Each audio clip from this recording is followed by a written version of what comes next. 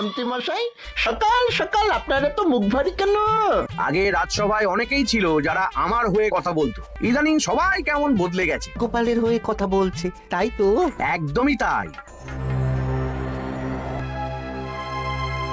কি মন্ত্রী মশাই, আজকাল তো আমার কথা আর মনেই পড়ে না। আরে না না ভগবান, তুমি হলে আমার তুরুপের দাস, তোমাকেই ডাকবো। আচ্ছা, আমাদের রাজ্যের সার্বিক উন্নতির জন্য কি দরকার? মহারাজ, সততা আর শিক্ষা রাজ্যের উন্নতি কেউ আটকাতে পারবে না মহারাজ।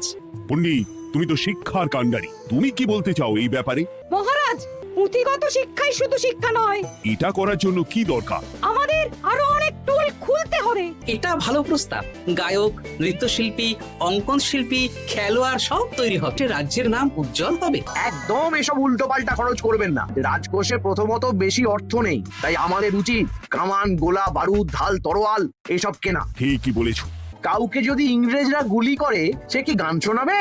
আপনি বরং পণ্ডিত মশাইকে কিছুদিনের জন্য ছুটি দিয়ে দিন। হ্যাঁ পণ্ডিত, তুমি বরং দিন 15 জন্য তীর্থে ঘুরে এসো।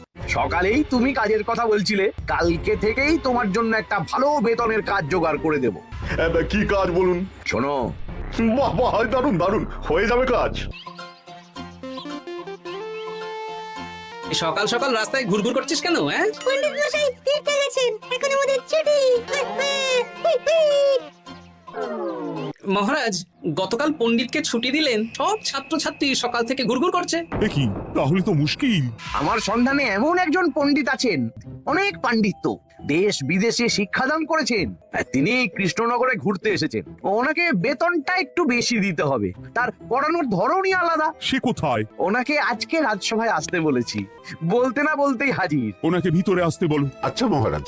প্রণাম কৃষ্ণচন্দ্র, আমাকে আপনার মন্ত্রী ডেকেছেন আমাদের রাজ্যের শিক্ষার উন্নতির ব্যাপারে। আপনি কি এই রাজ্যের? মানে এখন এই রাজ্যে আছি তো। উনি সবাইকে আপন করে নেন। যাই হোক, আমি এই রাজ্যের বিভিন্ন মোড়ের মাথায় টোল খুলতে চাই। তাতে কি উপকার হবে? ছাত্রদের জন্য তো নির্দিষ্ট পাঠশালা আছে।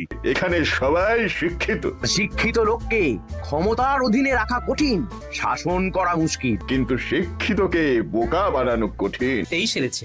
গতকালই মন্ত্রী বলছিল শিক্ষার দরকার নেই, আজকেই শিক্ষার পক্ষে কথা বলছে। কেমন সন্দেহজনক, নজর রাখতে হচ্ছে। মন্ত্রী, তুমি এই প্রকল্প দেখভাল করবে। কত খরচ হতে পারে একটা হিসেব করে আমাকে জানিও। আপাতত 500 মোহর দিয়ে রাখুন, পরে যা লাগবে। উফ, আর পারি না। আরে হাত চালাও, হাত চালাও। বাবা, কাজ শুরু হয়ে গেল। আজ থেকে আমি আর নতুন পণ্ডিত চালু করছি।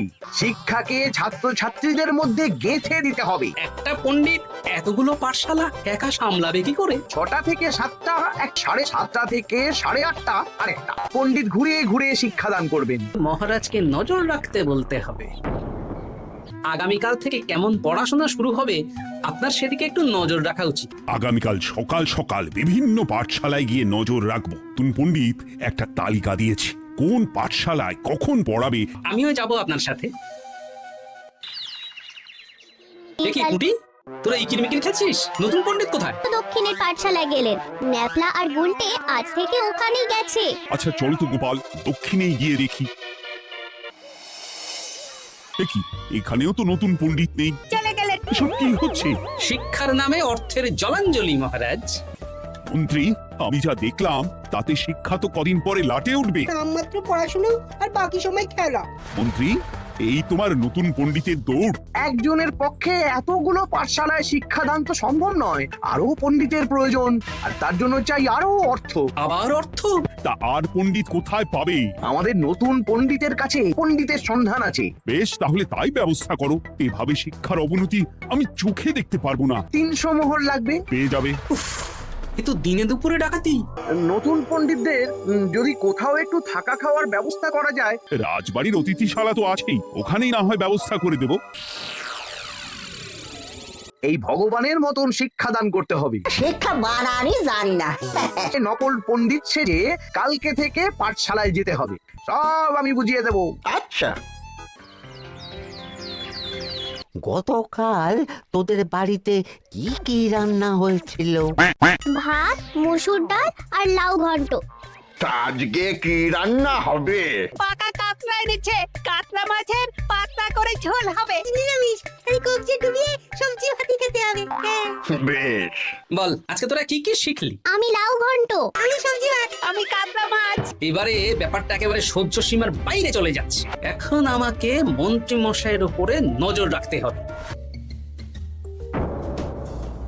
নতুন পণ্ডিত মশাইরা এদিকে আবার কোথায় যাচ্ছেন? সাথে মন্ত্রীও আছেন। তাড়াতাড়ি চল। চলুন চলুন। এদিকে তো বটা ঘটার বাড়ি, এদিকে মন্ত্রী মশাই কোথায় যাচ্ছেন? তারপর তোমরা সবাইকে কি শিক্ষা দিলে? চুরি করে দিন চলে, আমি কি করে শিক্ষা দেব?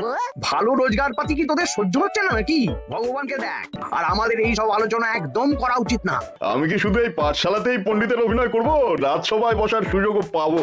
আগে তোমাকে রাজসভায় ঢোকাবো, তারপর সব আমার দলের লোককে রাজসভায় ঢুকিয়ে নেব। মহারাজ সহজ সরল মানুষ, এটাই একটা বড় সুবিধা। ঠিক আছে, ঠিক সময়ে একদম হাটে হাড়ি ভাঙবো। তাহলে মন্ত্রী আর কোনো সমস্যা নেই তো? না না মহারাজ, এখন আর কোনো সমস্যা নেই। আমার তো মনে হয় একটু পাঠশালাতে বিজ্ঞান নিয়েও আলোচনা করা উচিত। আগে শিক্ষায় জ্ঞান ফিরুক, তারপরে না হয় বিজ্ঞান নিয়ে আলোচনা করবে। আমি কবিরাজি শিক্ষা দান করতে পারবো। চুপ থাকো। আহ, দেখাই যাক না বাচ্চারা কেমন শিক্ষা লাভ করে। পণ্ডিতের আসনটা তো ফাঁকাই পড়ে আছে।